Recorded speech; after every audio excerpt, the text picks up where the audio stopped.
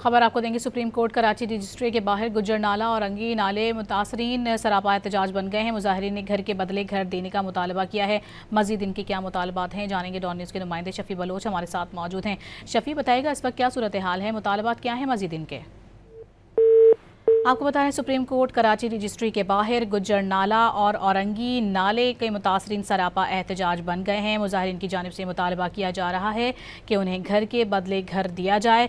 आपको बता रहे हैं कि मुतासरीन को सिंध हुकूमत ने घर देने की यकीन दहानी करवाई है। मज़ीद तफसीलात जानेंगे। शफी बलोच से राबता बहाल हुआ है। शफी, बताएगा आप।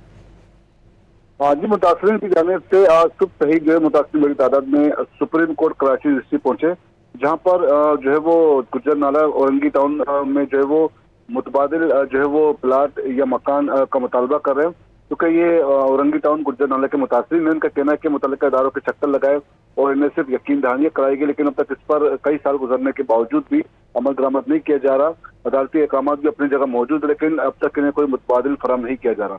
बड़ी तादाद में मुजाहिरीन इस वक्त यहाँ पर प्लेकार्ड्स और बैनर्स उतार रखे हैं और अपने मुतालबात के हक में नारे लगा रहे हैं। जी, बहुत शुक्रिया शफी आपका।